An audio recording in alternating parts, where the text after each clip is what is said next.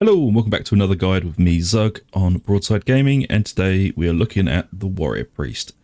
The first video I did on this was basically just a breakdown of everything, and this is going to be more of a proper guide build, you know, showing you breakpoints and talent setups. So we've all had a couple of days now to fiddle around with him, and so far I've got to say this is my favourite additional career that they brought out so far. I've been waiting for Saltzpyre's career for so long.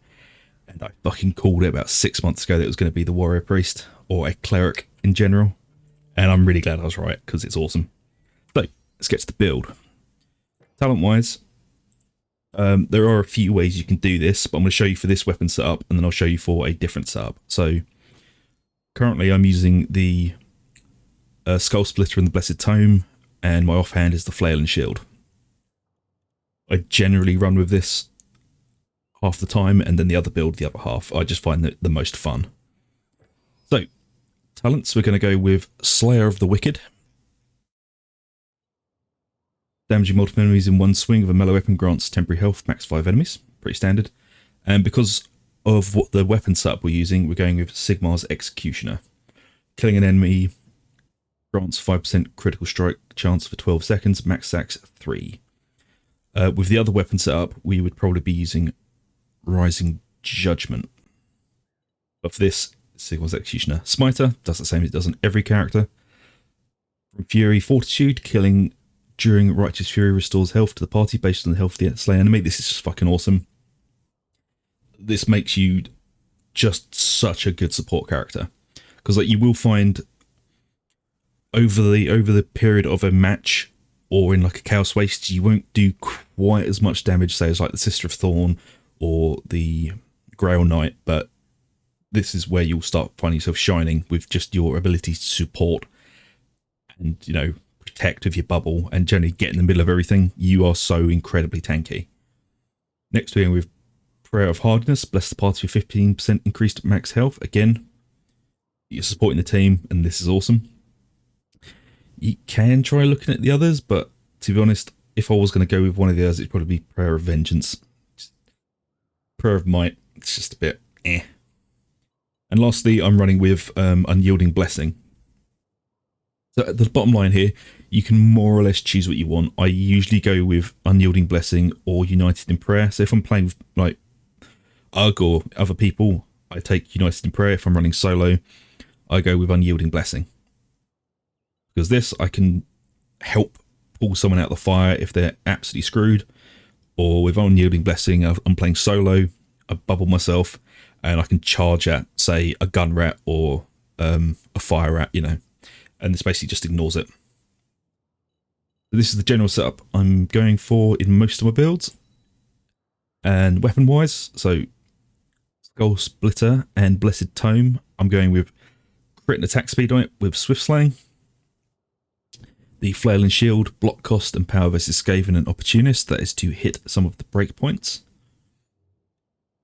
Necklace, health, block cost and Barkskin.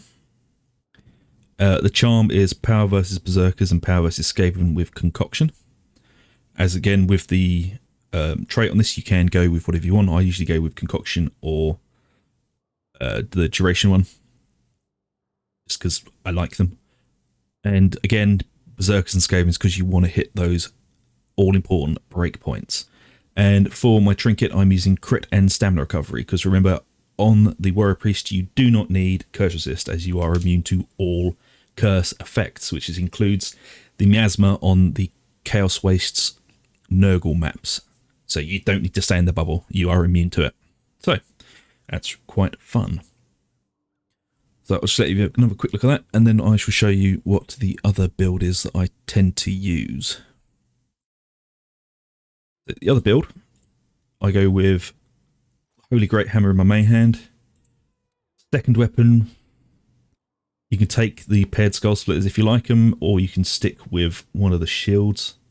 I tend to go with the Flail and Shield in the offhand.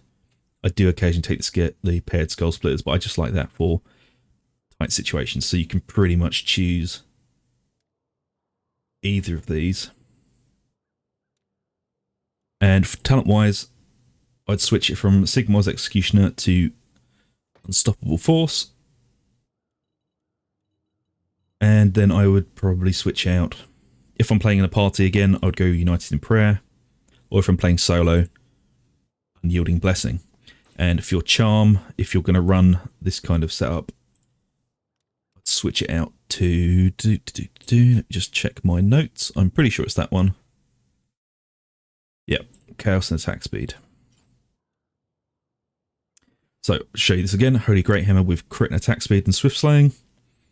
The Flail and Shield for block cost and power versus Skaven with Opportunist. Opportunist obviously increases your puff strength by 50% when used against attacking enemies. Just very useful. The Necklace, health, block cost and bark skin.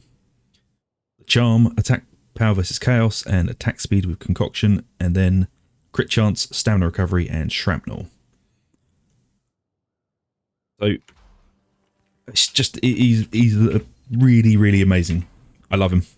Honestly, I can't gush enough about him. And also, you just got to remember with the weapons, this mace does not have the same attack patterns as Bardin's or Kruber's. It has overhead, overhead. There goes 1, 1, 2, 3. So 2 is a stab in the face, and 1 and 3 are overheads. And don't forget your mouse button 5 or whatever button you put it to your special attack, you can stagger punch people with the mace. Same with the tome and the hammer. You don't have to hold heavy attack to charge your book. You can just press special attack, which for me is C, and charge it as you're going. And then you just hold it and let it rip. So the second heavy attack will be an overhead, which does a small amount of AoE around the target, but the first attack will always be your lunge. So it's quite good for closing the gap or just making some distance. Overall, I'm really impressed with this career. It's really, really fun. So I hope these builds have been useful to you, and I will be chucking out some more when I find some different variety. But for now, this is how I've been playing it, and I hope you all enjoy. And until next time, I shall see you all later. So, see you later, folks.